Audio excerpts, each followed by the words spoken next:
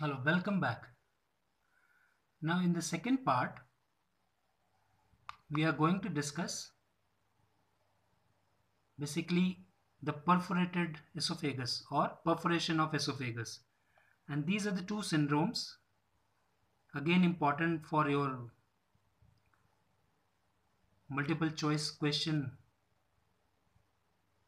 wise, upcoming competitive exams. These two conditions are associated,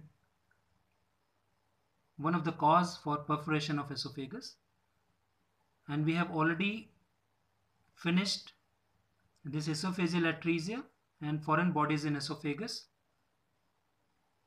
in the first part of this interaction. So let's start the second part. Perforation of esophagus followed by Bohr-Havis syndrome, one of the cause for perforation, and how the Bohr-Havis syndrome is different from Mallory-Weiss syndrome. What is the basic difference? Okay, so let's start. Now, perforation of esophagus, these are the two important and common cause. One is the iatrogenic, better known as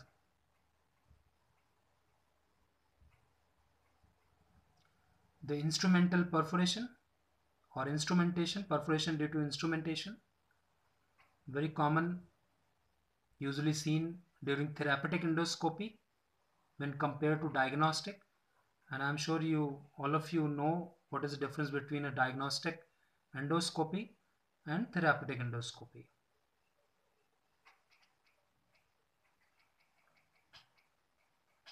In iatrogenic perforation of esophagus, most of the cases we can manage non-operatively.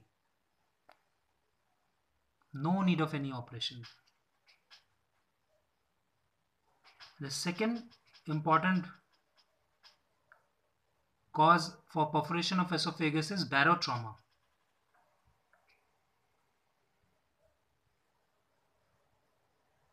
It is also known as spontaneous perforation, and this one is a life-threatening condition, and most of the time in almost all the cases of barotrauma, the spontaneous perforation, we require a surgical intervention. And again, this is spontaneous perforation. One of the cause for barotrauma is Bohr-Havis syndrome.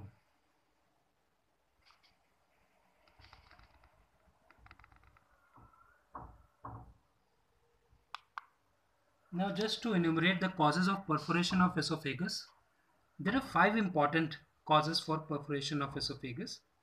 Very easy to remember. The first two we have already just enumerated.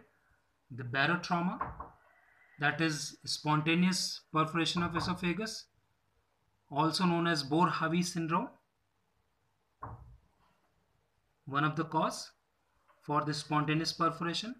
The second one is instrumental, also known as iatrogenic, usually seen during therapeutic endoscopy. Third one is pathological, usually associated with distal obstruction, penetrating injury due to sharp weapon or bullet injury during the war, and finally the foreign bodies of the esophagus. Whenever we are going to remove these foreign bodies, yes, perforation of esophagus do occur sometimes.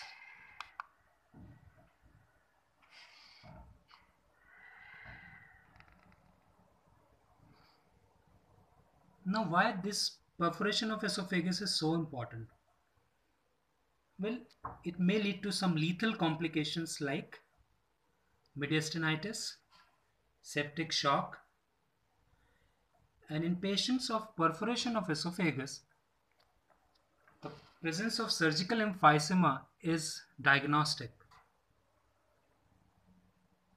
And any patient of having perforation of esophagus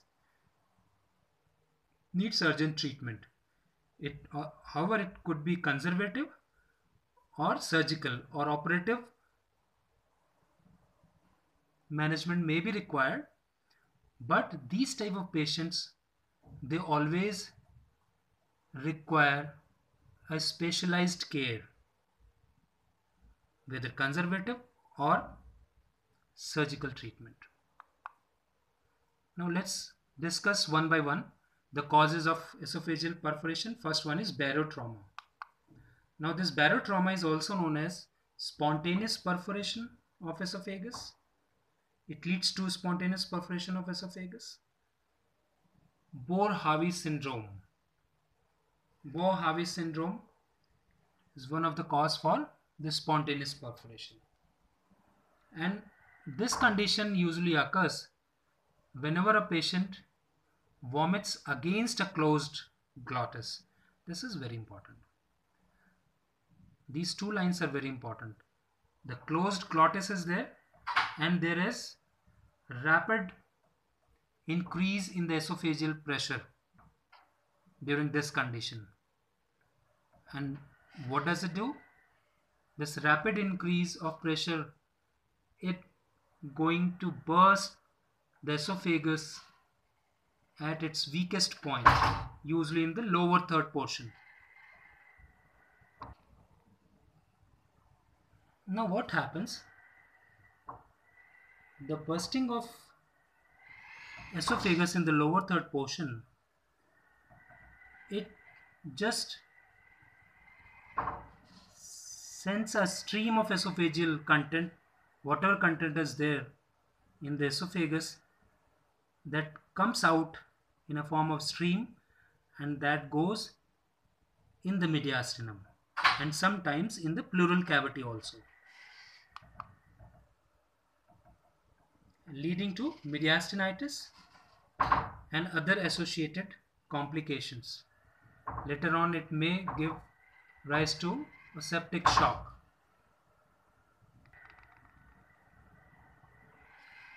Now this Bohr-Havi syndrome, this condition was first reported by Bohr-Havi in an admiral of the Dutch fleet who used to practice auto-emesis, self-vomiting, and this is the most serious type of esophageal perforation we can see.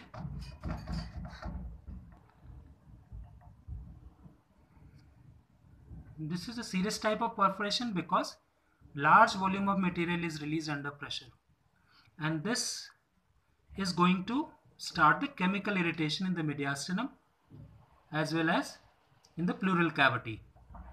And if you are not going to treat the condition, or if we have missed the diagnosis, the early diagnosis of esophageal perforation, it can lead to inflammation and septicemia also. Bohr-Havi, he was a professor medicine from Netherlands, and he was the person who first devised the modern method of clinical teaching during 17th century. This type of spontaneous perforation can also be caused by other factors leading to barotrauma, like whenever a patient strains against a closed glottis, like during defecation or during labor or during weightlifting. During these acts, the spontaneous perforation of esophagus we may see. Now, how to diagnose this spontaneous perforation? The history is very important. The patient will present with severe pain in the chest. Sometimes the pain is in the upper abdomen following a meal, or whenever a patient has taken some fluid. After that, the pain is there. Shortness of breath, yes, we can see, very common. Now these type of spontaneous perforation, they are easily misdiagnosed as sometimes myocardial infarction. Always just remember these three important differential diagnosis for spontaneous esophageal perforation. Could be again one of the question for MCQ. The myocardial infarction, the perforated peptic ulcer, and pancreatitis, especially if the intra-abdominal part of esophagus is involved, when there is pain confined to the upper abdomen, pancreatitis. The upper abdominal rigidity is there, and surprisingly there is no peritoneal contamination. Still there is upper abdomen rigidity. This is the sign. If that is present, we must suspect the lower esophageal spontaneous perforation. History and clinical features, what we have discussed, they are the most informative during the diagnosis of this condition. The chest X-ray is helpful, and it is most of the time confirmatory with presence of air in the mediastinum, the pleural cavity, or sometimes peritoneal cavity also. The pleural effusion in these type of patient occurs very rapidly because there is free communication of esophageal lumen with the pleural space, and sometimes it is seen as a reaction to adjacent inflammation in the mediastinum. In these type of patients, the contrast swallow or computerized tomographic scan is nearly almost always required so that we can plan our management. The next cause of this esophageal perforation is instrumental perforation, also known as iatrogenic.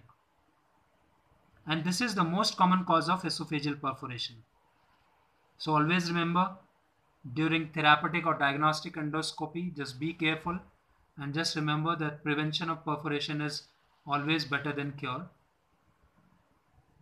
Although unusual, but even during diagnostic upper GI endoscopy, we can see the esophageal perforation 1 in 4,000 cases. Now this perforation during an endoscopy can occur in the pharynx or the upper esophagus, at sites where there is distal obstruction or pathology is there, some benign or malignant disease of esophagus is there at that site.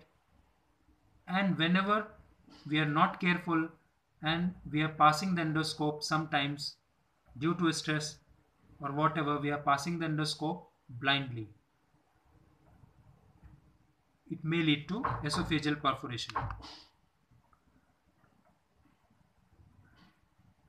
Now, during this instrumentation, there are some patient's factors. If these factors are present, they add to the risk, and there is increased risk of doing a perforation in the esophagus. Large anterior cervical osteophytes are there, or if the patient is having a pharyngeal pouch, and the most common, if there is some mechanical obstruction that is present distally.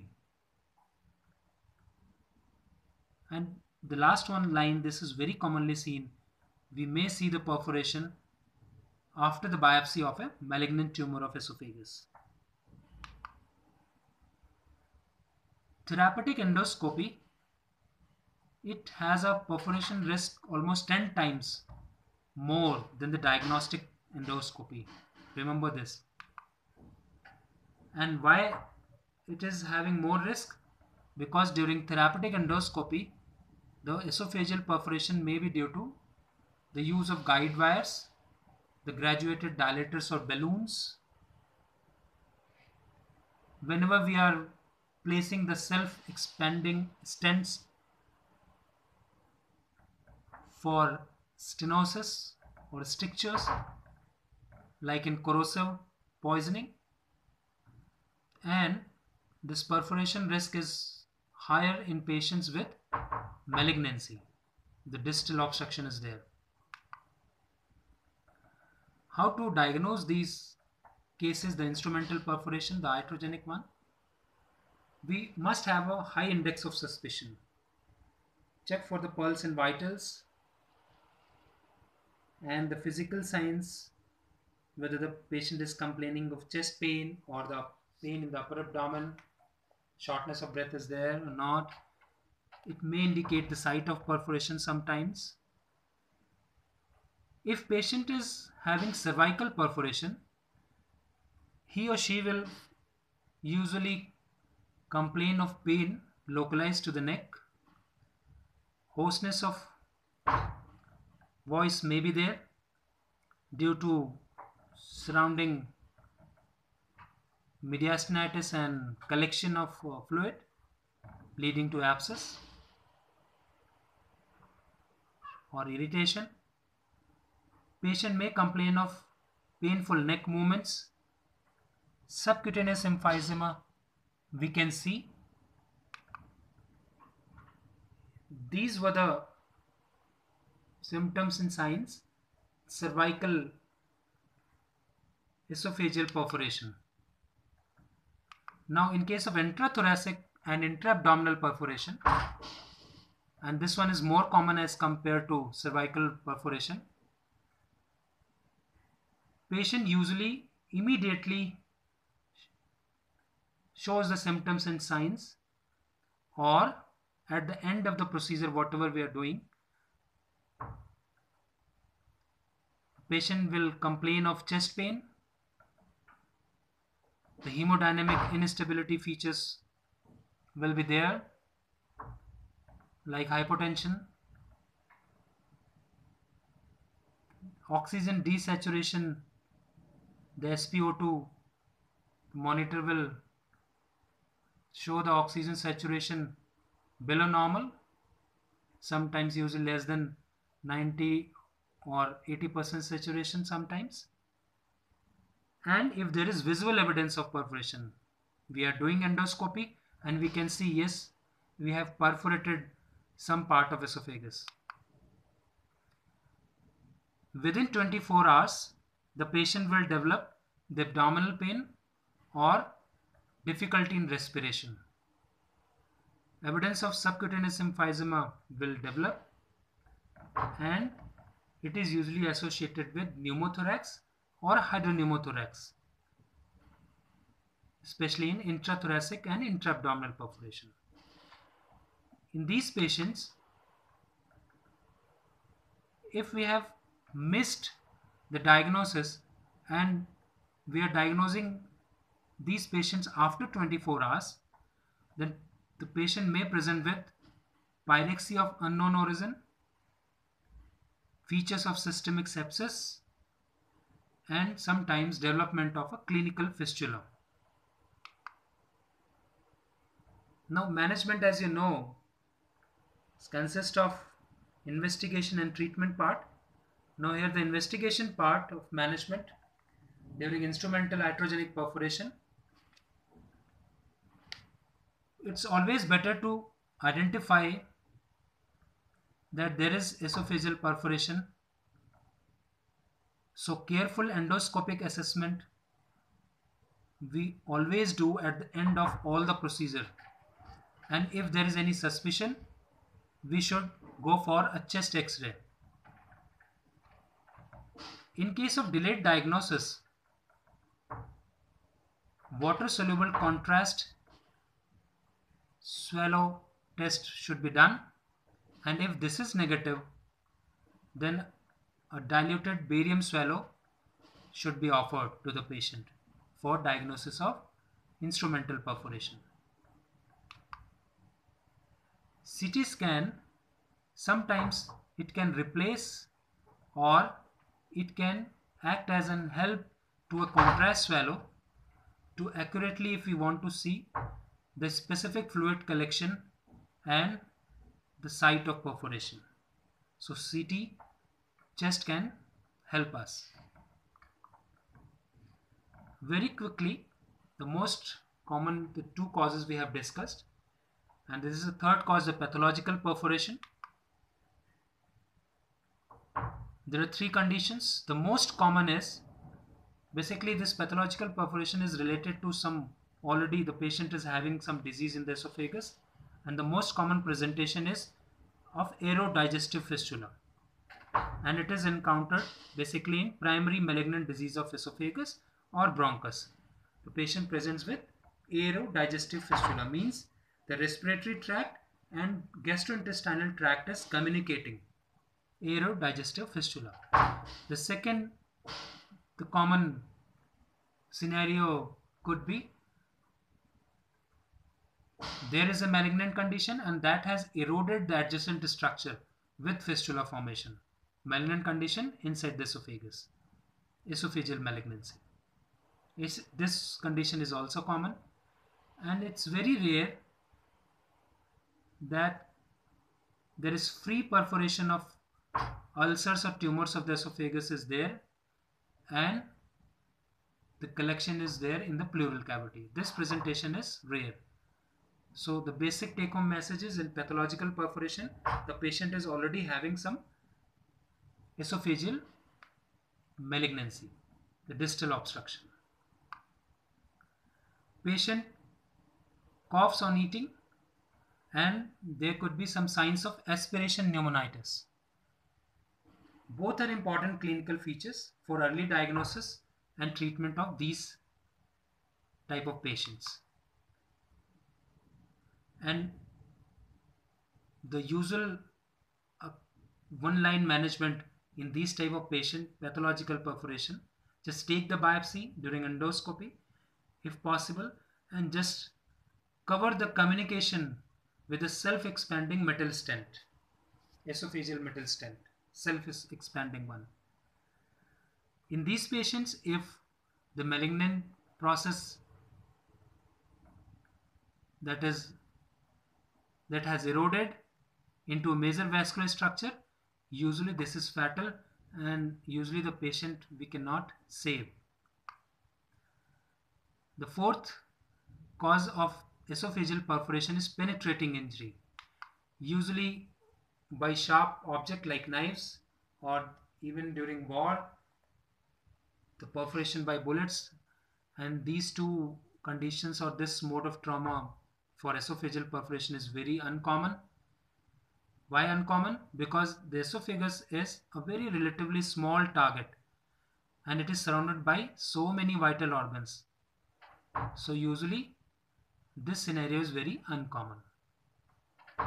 But yes, we can see, we must suspect if the clinical features are there and patient is having history suggestive of these scenarios. And finally, the perforation due to foreign bodies. During removal, yes, we can have a case of esophageal perforation. We must suspect and diagnose it early, and sometimes, like metal stents, if that has been left in the esophagus for several days, it may erode through the wall, leading to esophageal perforation. Now finally, the treatment option, the esophageal perforation. The treatment of the esophageal perforation is basically to prevent the associated complications like mediastinitis, septic shock, and the content of esophageal perforation leading to mediastinitis. They rapidly spread. Why? Because in the posterior mediastinum there is presence of loose areolar tissue. Very least resistance is there, so it rapidly spreads, leading to mediastinitis. Our aim as far as the treatment is concerned is to limit the mediastinal contamination first, and the second one is to prevent the infection, or if infection is already there, delayed presentation of patient is there, treat the infection. This should be our aim. Now broadly we are having two modes of treatment. One is operative repair and another one is non-operative treatment, that is conservative treatment. Operative repair having advantage of dealing the injury directly, but the disadvantage of having various associated serious complications, could be fatal sometimes. Non-operative management basically it limit the effect of mediastinitis, and the second important thing, it provide an environment in which healing can take place. Now, how to decide which patient we are going to operate or which type of patients we should manage conservatively? There are four important factors. First one is site of perforation, whether the perforating site is cervical versus thoraco-abdominal esophagus. The cervical part is involved or thoraco-abdominal part is involved, the first one.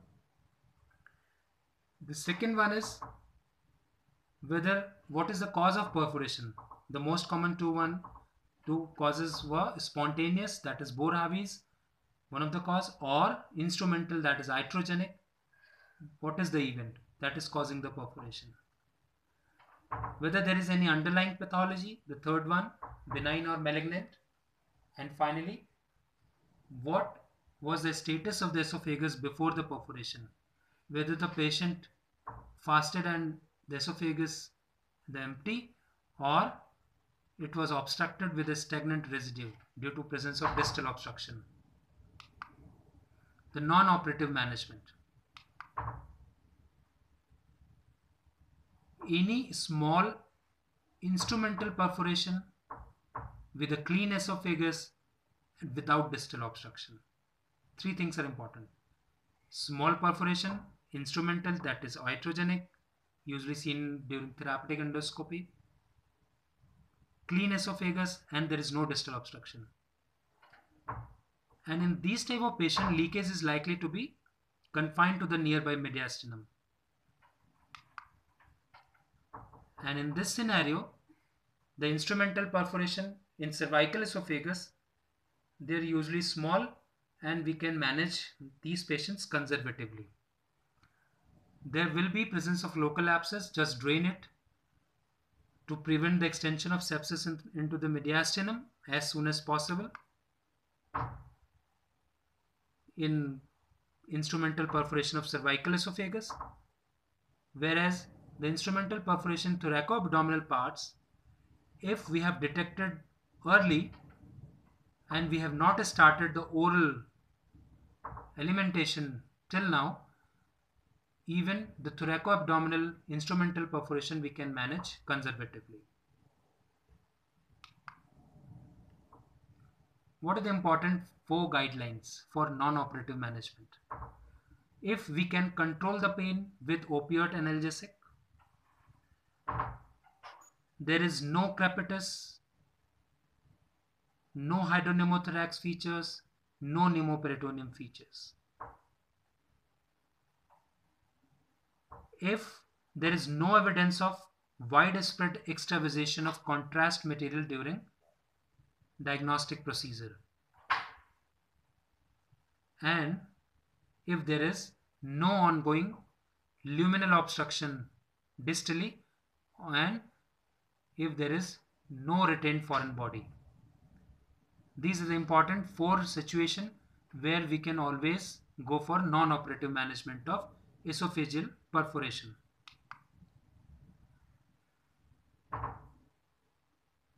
Another important point is, even if there is diagnostic delay, but if the vitals are stable, we can think of this non-operative management. Now, the question is what to do in non-operative management. The 3 important things: the hyperalimentation should be done, preferably the enteral route. Routine nasogastric suction should be done, and it should be covered with broad spectrum intravenous antibiotics after allergy test. Now, these are the factors. If these are present, we can go for conservative management, non-operative management. Now, if small septic load is there with stable cardiovascular parameters, perforation is confined to mediastinum, perforation is by flexible endoscope, and the site is cervical esophagus. These are the 5 important factors that is helping us to decide for non-operative management. Now, operative management, these are 3 important indications. If patient is unstable with sepsis or shock, patients having evidence of a heavily contaminated mediastinum, pleural space or peritoneum, patients with widespread intrapleural or intraperitoneal extravasation of contrast material during radiographic examination. If these 3 conditions are there, we should opt for operative management. Similarly, the factors favoring operative management, just remember these indications again could be a part of multiple choice questions. Large septic load is there, septic shock is there, if we have breached the pleura, Boerhaave syndrome, and if we have perforated the abdominal esophagus. These are the 5 conditions where we would like to go for operative management. Now, in operative management, we are having 3 surgical options. The first, we can primarily repair the perforated site, the direct repair. We can create an external fistula for the time being. And very rarely, sometimes, we can need esophageal resection followed by delayed reconstruction, especially in cases of extensive corrosive poisoning of esophagus. Now, in direct repair, it should be preferred if we have detected the esophageal perforation very early,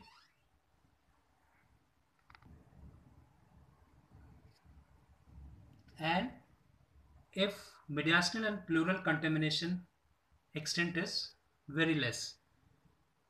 Early detection and less of mediastinitis we will prefer with primary or direct repair of esophageal perforation. If we have diagnosed the patient, let's say after 12 hours, the tissues will be swollen and friable tissues will get, and this condition is less suitable for direct closure, suture closure. One thing is very important. Usually the rent in the mucosa is always bigger than the rent in the muscle. So while repairing the esophageal perforation directly, we must incise the muscle and see the mucosal edges clearly to repair it. Incise the muscle, then only we can see the whole of the mucosal rent. Another important prerequisite is there should be no distal obstruction, distal to the repair site. Sometimes, if required, we can use the local tissues like gastric fundus, the pericardium or intercostal muscles to buttress the repairs, to make it more strong. This direct or primary repair, it should not be done with patients with delayed diagnosis, with widespread mediastinal and pleural contamination. It should not be offered, the primary repair. As the result of the delay, patients are usually ill, and in that case our aim should be to achieve a wide drainage. In these patients with diagnostic delay and late presentation, we should create a controlled fistula and distal enteral feeding. Enteral feeding means we want to create a channel for providing calories through food, and it can be usually achieved by placing a T-tube. T-tube is also used in choledocholithotomy, the same T-tube. It can be used into the esophagus along with drains, and it should be always covered or guided by a feeding jejunostomy. Rarely, sometimes emergency esophagectomy can be offered in patients with extensive necrosis following corrosive ingestion. And finally, in these type of patients, the esophagostomy and gastrostomy can be performed with a view to delayed reconstruction later on. Gastrostomy means making an opening in the stomach. Esophagostomy, again an opening through the esophagus. Very quickly, the role of stents in esophageal perforation. Especially if the indication is for operative management, but patient is frail and he or she is unfit for major surgery, with presence of distal obstruction is there, some malignant pathology is there, in that case, it's always better to place a self-expanding stent. And just be very careful, in benign disease, expanding metal stents we should not use, or it should be used with caution, as sometimes they cause significant tissue reaction and later on it's almost impossible to remove these stents. Nowadays, some biodegradable and removable stents are available and they can be used for the time being, and later on we can go for definitive treatment, especially if the esophageal perforation is associated with distal obstruction.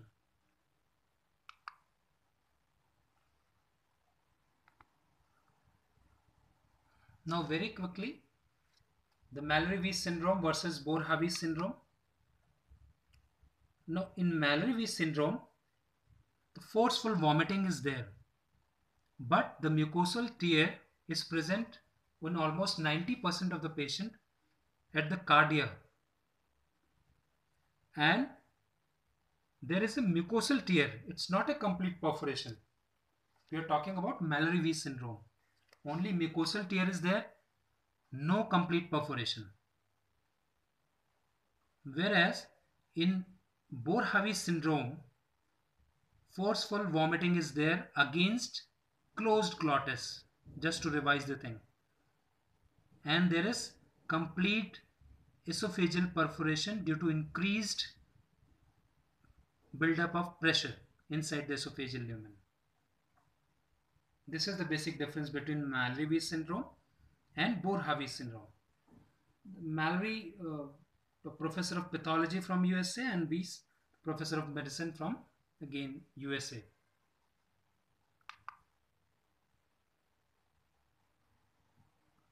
In Mallory-Weiss syndrome, vigorous vomiting is there and it gives rise to a vertical split in the gastric mucosa first, just below the squamocolumnar junction, near the cardia.